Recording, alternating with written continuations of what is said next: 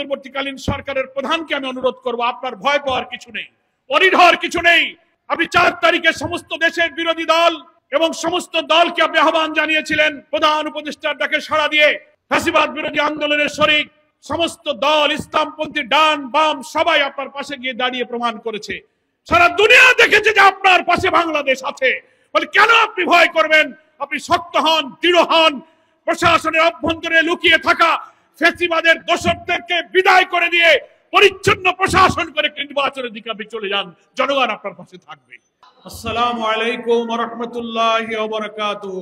আলহামদুলিল্লাহি রাব্বিল আলামিন। সালাতু ওয়াস সালামু আলা সাইয়্যিদিল মুরসালিন ওয়া আলা আলিহি ওয়া সাহাবিহি আজমাইন।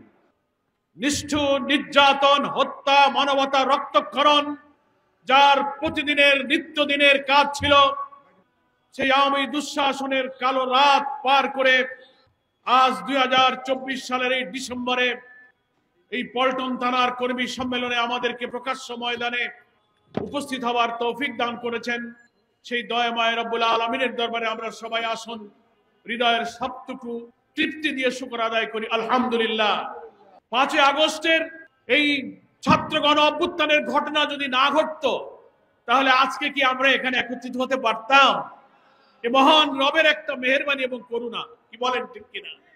শেখ হাসিনা চেয়েছিল বাংলাদেশ থেকে ইসলামী আন্দোলন, জামাত ইসলামী, ইসলামী ছাত্র শিবির, আলেম ওলামা, পীর মাশায়েখ, ইসলামী জনতা, ব্যক্তিত্ব, মূল্যবোধ ধ্বংস হয়ে যাবে। সে একাই শুধু এখানে একত্রিত করবে, কিন্তু আল্লাহ তাআলা তার ইচ্ছা পূরণ হতে দেয়নি। আল্লাহ রাব্বুল আলামিন কোরআনে বলেছেন, ওমা তাশাউনা ইল্লা আইয়াশা আল্লাহু রাব্বুল আলামিন।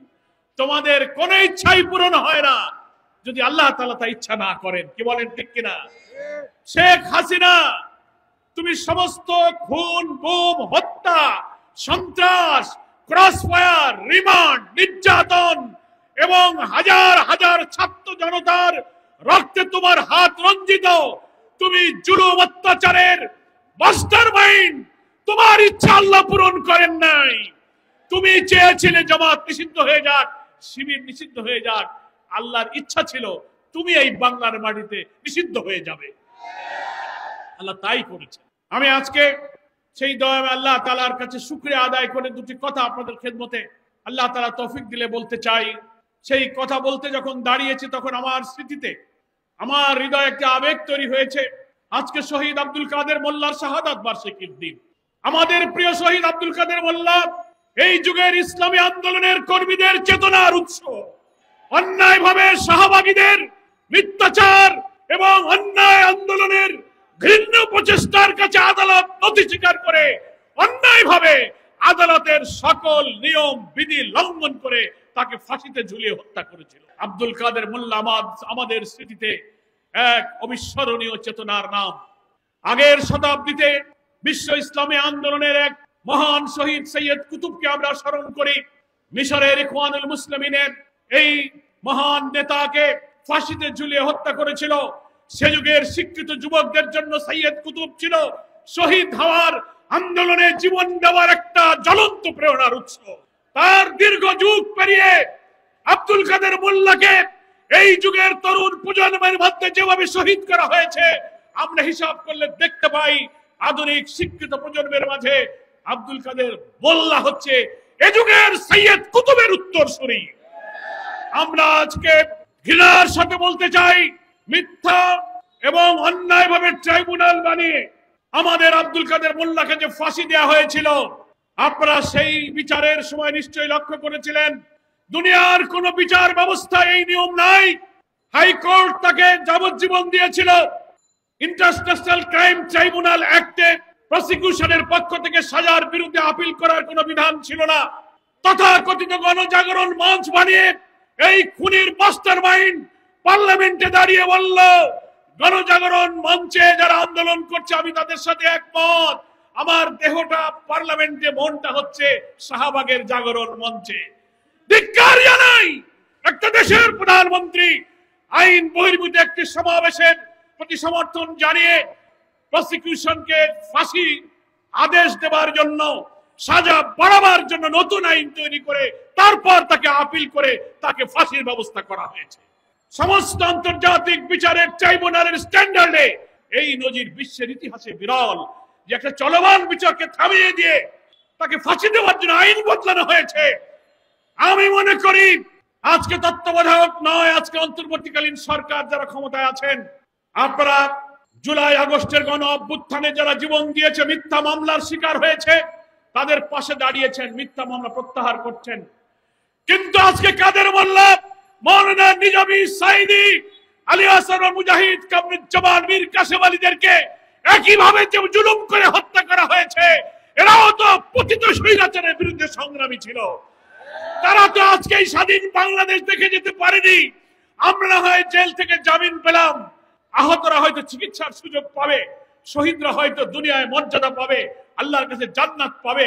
কিন্তু অন্যায়ভাবে বিচার করে, আইন লঙ্ঘন করে, আদালতের উপরে বন্দুক রেখে যাদের শহীদ করা হলো, ওই দিন যারা বিচার করেছিলেন, ওই দিন যারা প্রসিকিউশনে ছিলেন, ওই দিন যারা বিচারপতি ছিলেন, উচিত মানবতা বিরোধী অপরাধ তারাও করেছে। কি বলেন, ঠিক কিনা? একটা নজির নাই যে একটা কোর্টে বিচার চলছে, আইনে আপিল বিভাগের রায়ের পরে আর প্রসিকিউটররা কখনো সাজা বাড়ানোর আবেদন করে না, সাজা কমানোর আবেদন করা যায়। কি বলেন, ঠিক কিনা? আরো দুঃখজনক, আপিল বিভাগের রায়ের পরে রিভিউ এর সুযোগ থাকে। কাদের মোল্লা ভাইয়ের আপিল বিভাগের মৃত্যুদণ্ডের রায় প্রকাশিত হয়েছে 11 মাস পরে লিখিত রায় প্রকাশ হয়েছে, অথচ সেই লিখিত রায় প্রকাশ করার পর রিভিউ করার আইন ছিল। লিখিত রায় প্রকাশের আগে রিভিউ এর 2 দিনের মধ্যে কাদের মোল্লা ভাইকে ফাঁসি দেওয়া হয়েছে। আমরা ধিক্কার জানাই এই পৈশাচিক বিচার ব্যবস্থার বিরুদ্ধে। বর্তমান যে ট্রাইব্যুনালে বিচার হচ্ছে, খুনের মাস্টারমাইন্ড শেখ হাসিনার বিচার হবে, তার সঙ্গী সাথী অপরাধী যারা হাজার হাজার ছাত্র জনতার জীবন কেড়ে নিয়েছে, তাদের বিচার হবে। সেই বিচার করতে কোনো মিথ্যা সাক্ষী লাগবে না, অন্যায় করা লাগবে না, ন্যায়সঙ্গত ভাবে তাদের অপরাধের বিচারে শতবার শেখ হাসিনাকে ফাঁসি দেওয়া যাবে। কাদের মোল্লা, নিজামী, সাইদির বিচারের জন্য মিথ্যাবাদী, মিথ্যা এজাহার, মিথ্যা বিচারক, মিথ্যা সাক্ষী সব মিথ্যা আনা হয়েছিল। কিন্তু এই খুনের মাস্টার মাইন্ডের ফাঁসি আর বিচারের জন্য কোনো মিথ্যার আশ্রয় নেওয়া লাগবে না, সত্য কথা দিয়েই তাদের ফাঁসি দেওয়া যাবে।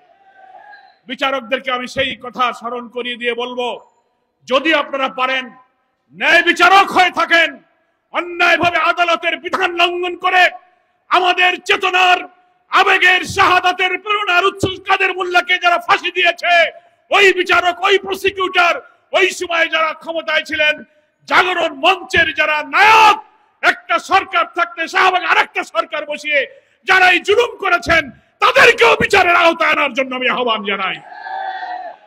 আমার এক নেতার কথা আজ মনে পড়ছে, যিনি অবিভক্ত ঢাকা মহানগরীর বিপ্লবী নেতা ছিলেন, যার অগ্নিঝরা বক্তব্য শুনে টেকনাফ থেকে তেতুলিয়া দুনিয়ার দিকে দিকে মানুষ অনুপ্রাণিত হতো। সংগ্রামী ঢাকা মহানগরী অখণ্ড এই অবিভক্ত মহানগরীর আমির, পরবর্তীকালে বাংলাদেশ জামাত ইসলামীর ভারপ্রাপ্ত সেক্রেটারি জেনারেল, বিপ্লবী মজলুম জননেতা এটিএম আজহারুল ইসলাম, অন্যায়ভাবে তাকে 14 বছর কারাগারে আটকে রাখা হয়েছে। আমরা কোন বিচার, অন্যায় বিচার আমরা মানি না। কেন এখনো তাকে মুক্তি দেওয়া হচ্ছে না?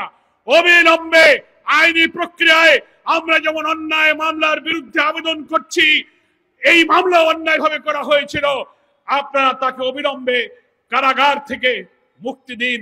তাকেও মৃত্যুদণ্ড দিয়ে 13টি বছর ফাঁসির ছেলে কারাগারে ধুকে ধুকে মৃত্যুর দিকে ঠেলে দেওয়া হচ্ছে। আমরা এটিএম আজহারুল ইসলাম ভাইয়ের আজকে তার এই প্রিয় ঢাকা মহানগরী, এই মতিঝিল পল্টন, বাংলাদেশের রাজধানী ক্যাপিটাল সিটি হচ্ছে ঢাকা, আর পল্টন হচ্ছে সেই ক্যাপিটাল সিটির heart of the capital city হচ্ছে পল্টন আর মতিঝিল। এখানে 28 অক্টোবর 2006 কিভাবে শেখ হাসিনা খুনির নির্দেশে লগি বৈঠা দিয়ে আমার ভাইদেরকে শহীদ করা হয়েছে, কত আন্দোলন, কত শাহাদাত, কত গুলি, কত রক্তের স্মৃতি এই পল্টনে আছে। আজকের এই পল্টনের ঐতিহাসিক কর্মী সম্মেলন থেকে আমরা আমাদের প্রিয় আজহার ভাইয়ের মুক্তি দাবি করছি। কর্মী সম্মেলনের ব্যাপারে 2টা বক্তব্য আমার। একটা হচ্ছে, আমরা 18 বছরের কালো যুগের অবসানের পিছনে যাদের রক্ত, যাদের জীবন, যাদের শাহাদাত, যারা পঙ্গু হয়েছে, যারা পরিবার পরিজনকে তছনছ করে দিয়েছে, আজকের এই সম্মেলনে আল্লাহ তাআলার কাছে তাদের এই ত্যাগ এবং কোরবানি কবুলের জন্য দোয়া করছি। আমার প্রিয় কর্মী ভাইরা, এই বর্তমান ক্ষমতাসীন সরকার এবং আমরা ফ্যাসিবাদ মুক্ত বাংলাদেশে স্বস্তির যে নিঃশ্বাস ফেলছি, এই মুক্তির স্বাদ পাওয়ার পিছনে আমাদের এই সব কর্মীদের বিরাট কোরবানি, বিরাট গৌরব, বিরাট অংশগ্রহণ এবং তাদের ত্যাগের কারণেই আমরা কিন্তু সুযোগ পেয়েছি। কি বলেন, ঠিক কিনা? ফলে তাদের এই রক্তদান, তাদের এই ত্যাগ, তাদের এই জীবন দানের করে তারা আমাদের কাছে ঋণী করে রেখে গেছেন। তাদের এই দায় শেষ করার জন্য আমাদেরকে কিছু দায়িত্ব পালন করতে হবে। দিল্লিতে বসে যারা ষড়যন্ত্র করছেন, আন্তর্জাতিক সমস্ত আইন লঙ্ঘন করে একজন পলাতক খুনের আসামিকে যারা আশ্রয় দিয়েছেন, যারা অডিও ভিডিও বক্তব্য দিয়ে আমার দেশের অখণ্ডতার বিরুদ্ধে ষড়যন্ত্র করছেন, তার বিরুদ্ধে অন্তর্বর্তীকালীন সরকারকে আইনি পদক্ষেপ নেওয়ার জন্য আমরা আহ্বান জানাই। এবং আজকে আমার সোনার ছেলেদের রক্তের বিনিময়ে অর্জিত নতুন বাংলাদেশে তাদের ত্যাগ এবং রক্তের ঋণ শোধ করার জন্য অন্তর্বর্তীকালীন সরকারকে আমরা বলবো, অবাধ নিরপেক্ষ নির্বাচনের জন্য সমস্ত রাষ্ট্রযন্ত্রের সমস্ত অর্গানে পচন ধরেছে, দলীয়করণ, দুর্নীতি খেয়ে ফেলেছে আমাদের। আপনার পক্ষে সমস্ত সংস্কার করা সম্ভব হবে না, কিন্তু নিরপেক্ষ একটা নির্বাচন দিতে গেলে কমপক্ষে যে অর্গানগুলোর সংস্কার করা প্রয়োজন, পুলিশ প্রশাসনের রিফর্ম করবেন, ইলেকশন কমিশনের রিফর্ম করবেন, জুডিশিয়ারি রিফর্ম করবেন, আপনি সিভিল অ্যাডমিনিস্ট্রেশনের রিফর্ম করেন। গুরুত্বপূর্ণ কয়েকটি রিফর্ম করার পরে নিরপেক্ষ একটা নির্বাচনের পরিবেশ হলেই আপনি নির্বাচন দিয়ে দেবেন। এরপরে জনগণের নির্বাচিত সরকারের হাতে যখন ক্ষমতা আসবে, সেই সরকারি রাষ্ট্রের সমস্ত অর্গানের পূর্ণ সংস্কার করবে সবাই নিয়ে। কি বলেন, ঠিক কিনা? সেই জন্য আমরা যেমন নির্বাচনের জন্য তাড়াহুড়ো করছি না, তেমনি লম্বা সময় আমরা দিতে চাই না, কারণ লম্বা সময় দিলে ষড়যন্ত্র হবে। এবং এই অবাধ নির্বাচনে জামাত ইসলামী, ইসলামী ছাত্র শিবির, বাংলাদেশে ফ্যাসিবাদ বিরোধী আন্দোলনে যারা মাঠে রক্ত দিয়েছে, সকলেই এই সরকারের সাথে থাকবে ইনশাআল্লাহ। কোন অরাজকতা, ওই আনসার কাণ্ড, ওই প্রতি বিপ্লব, জুডিশিয়াল কু এবং সিভিল প্রশাসনকে অস্থির করার সব চক্রান্ত দেশপ্রেমিক সেনাবাহিনী, বিপ্লবী ছাত্র সমাজ এবং রাজনৈতিক দল ব্যর্থ করে দিয়েছে ইনশাআল্লাহ। এবং আগামীতে সব ষড়যন্ত্র এদেশের জনগণ ব্যর্থ করবে। অন্তর্বর্তীকালীন সরকারের প্রধানকে আমি অনুরোধ করব, আপনার ভয় পাওয়ার কিছু নেই, অনীহা হওয়ার কিছু নেই। আপনি 4 তারিখে সমস্ত দেশের বিরোধী দল এবং সমস্ত দলকে আপনি আহ্বান জানিয়েছিলেন, প্রধান উপদেষ্টার ডাকে সাড়া দিয়ে ফ্যাসিবাদ বিরোধী আন্দোলনের শরিক সমস্ত দল, ইসলামপন্থী ডান বাম সবাই আপনার পাশে গিয়ে দাঁড়িয়ে প্রমাণ করেছে। সারা দুনিয়া দেখেছে যে আপনার পাশে বাংলাদেশ আছে। বলে কেন আপনি ভয় করবেন? আপনি শক্ত হন, দৃঢ় হন। প্রশাসনের অভ্যন্তরে লুকিয়ে থাকা ফ্যাসিবাদের দোষরদেরকে বিদায় করে দিয়ে পরিচ্ছন্ন প্রশাসন করে নির্বাচনের দিকে আপনি চলে যান, জনগণ আপনার পাশে থাকবে। দেশবাসীর কাছে আমার আহ্বান থাকবে যে আসুন, অনেকে অস্থির করার চেষ্টা করবে, তাড়াহুড়ো করবে, নো, আমরা শান্ত থাকবো। জনগণ ভোট কেন্দ্রে যেন যেতে পারে, একটা সুন্দর ভোট করার কাজে সরকারের যে রিফর্ম, সরকারের যে পদক্ষেপ, আমরা সেই পদক্ষেপকে সাহায্য করব ইনশাআল্লাহ।